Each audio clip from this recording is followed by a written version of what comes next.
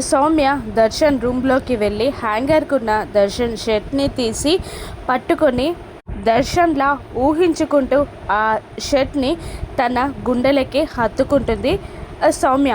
దర్శనే వచ్చి స్వయంగా తనని హక్ చేసుకున్నట్టు ఫీల్ అవుతూ కళ్ళల్లో విహరిస్తూ ఉంటుంది సౌమ్య. అటువైపుగా వెళ్తున్న శరణ్య దర్శన్ షర్ట్ని పట్టుకొని కౌగలించుకున్నట్టు ఊహించుకుంటూ కలలు కంటున్న సౌమ్యని చూసి కోపంగా రూమ్లోకి వచ్చి, ఏ సౌమ్య, ఏం చేస్తున్నావు అని అడగగానే ఉలిక్కిపడి వెనక్కి తిరుగుతుంది సౌమ్య.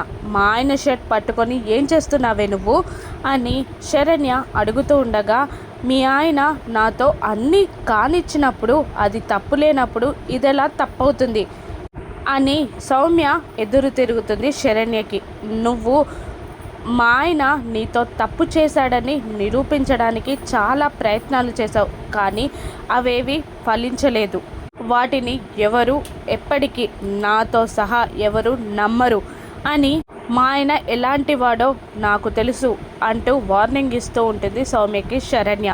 నువ్వేమనుకున్నా ఎన్ని చేసినా కూడా దర్శన్ని నా వాణ్ణి చేసుకుంటాను అని సౌమ్య ఛాలెంజ్ చేస్తూ ఉంటుంది శరణ్యతో. అది ఈ జన్మలో జరగదు అని శరణ్య కూడా తగ్గకుండా అంటుండగా, వారం రోజుల్లో దర్శన్ని నా వాణ్ణి చేసుకుంటా అని ఛాలెంజ్ చేస్తుంది సౌమ్య శరణ్యతో.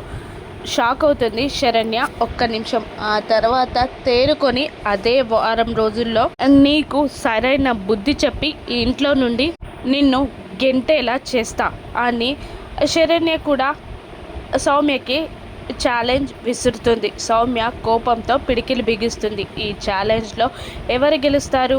దర్శన్ని సౌమ్య సొంతం చేసుకుంటుందా, లేదంటే సౌమ్యకి బుద్ధి చెప్పి ఇంటి నుండి సౌమ్యని శరణ్య గెంటేస్తుందా? రాను ఎపిసోడ్స్లో చూద్దాం. Thank you for watching.